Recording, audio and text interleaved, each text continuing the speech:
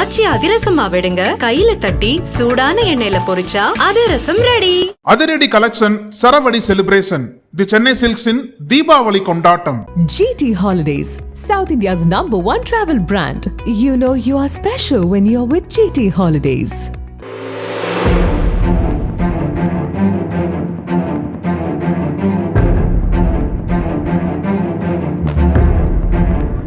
சென்னை குன்றத்தூர் அருகே மௌலிவாக்கத்தில் உள்ள அடுக்குமாடி குடியிருப்பில் வசித்து வந்தவர் பாபு.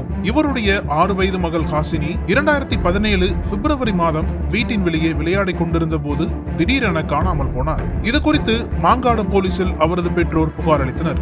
போலீஸ் விசாரணையில் வெளியான தகவல்கள் தமிழகத்தையே ஒட்டுமொத்தமாக உலுக்கி எடுத்தது. சிறுமி ஹாசினி குடியிருந்த அதே பகுதியைச் சேர்ந்த தஸ்வந்த் என்ற இளைஞர் அந்த சிறுமியை தன் வீட்டிற்கு அழைத்து சென்றிருக்கிறார். அங்கு யாரும் இல்லாத சமயத்தில் தஸ்வந்த் அந்த சிறுமியை பாலியல் கொடுமை செய்து கொலை செய்திருக்கிறார். அதன் பிறகு இந்த கொலையை மறைக்க சிறுமியின் உடலை காட்டிற்குள் எடுத்துச் சென்று எரிக்க முயன்றதும் விசாரணையில் தெரிய வந்தது. இதையடுத்து தஸ்வந்தை குண்டர் சட்டத்தின் கீழ் கைது செய்த போலீசார் அவரை நீதிமன்றத்தில் ஆஜர்படுத்தி சிறையில் அடைத்தனர். சில மாத சிறைவாசத்திற்கு பிறகு தஸ்வந்த் நிபந்தனை ஜாமீனில் வெளியே வந்தார். ஜாமீனில் வெளியே வந்த அவர் குன்றத்தூரில் உள்ள ஒரு வீட்டில் தனது தந்தை சேகர், தாயார் சரளா ஆகியோருடன் வசித்து வந்தார். அப்போது செலவுக்கு பணம் கொடுக்காததால் அதே ஆண்டில் தஸ்வந்த் தனது தாய் சரளாவை கொலை செய்துவிட்டு 25 பவுன் நகைகளை திருடிக் கொண்டு தலைமறைவானார். போலீசார் நடத்திய தீவிர தேடுதல் வேட்டைக்கு பிறகு மும்பையில் பதுங்கியிருந்த தஸ்வந்தை கைது செய்து புழல் சிறையில் அடைத்தனர். இந்த கொலை வழக்கு செங்கல்பட்டு மாவட்ட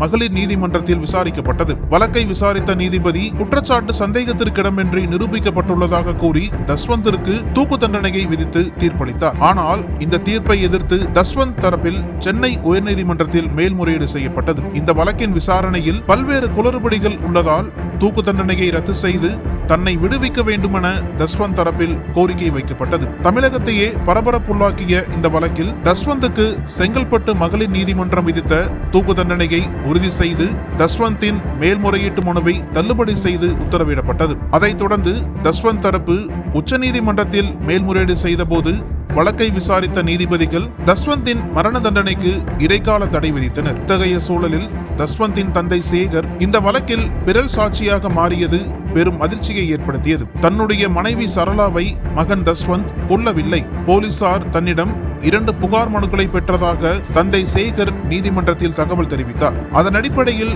தந்தை பிறல் சாட்சியாக மாறியதால் இந்த கொலை வழக்கில் போதிய ஆதாரங்கள் இல்லை என கூறி தஸ்வந்தை செங்கல்பட்டு நீதிமன்றம் விடுதலை செய்துள்ளது. ஏற்கனவே சிறுமி கொலை வழக்கில் தஸ்வந்துக்கு 2018 ஆண்டு விசாரணை நீதிமன்றம் விதித்த மரண தண்டனையை உயர்நீதிமன்றம் உறுதி செய்தது. பின்னர் உச்சநீதிமன்றத்தில் தஸ்வந்த் மேல்முறையீடு செய்ய மரண தண்டனைக்கு இடைக்கால தடை விதிக்கப்பட்டிருந்தது. இந்த சூழலில் தூக்கு தண்டனையை எதிர்த்து மேல்முறையீடு செய்யப்பட்ட வழக்கில் உச்சநீதிமன்ற நீதிபதிகள் விக்ரம் நாத் மற்றும் சந்தீப் மேத்தா தலைமையிலான அமர்வு பரபரப்பு தீர்ப்பு ஒன்றை வழங்கியுள்ளது. அதில் 2017 தஸ்வந்த் 6 வயது சிறுமியை கொலை செய்த வழக்கில் போலீசார் குற்றத்தை நிரூபிக்க தவறிவிட்டனர். இந்த கொலை வழக்கில் வீடியோ, CCTV காட்சிகள் போதுமானதாக இல்லை. DNA சோதனையும் ஒத்துப்போகவில்லை.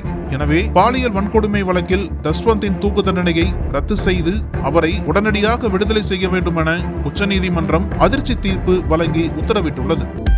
அனல் பறக்கும் செய்திகளை அப்டேட் செய்து கொள்ள நக்கீரன் களத்தை இப்பவே சப்ஸ்கிரைப் பண்ணுங்க.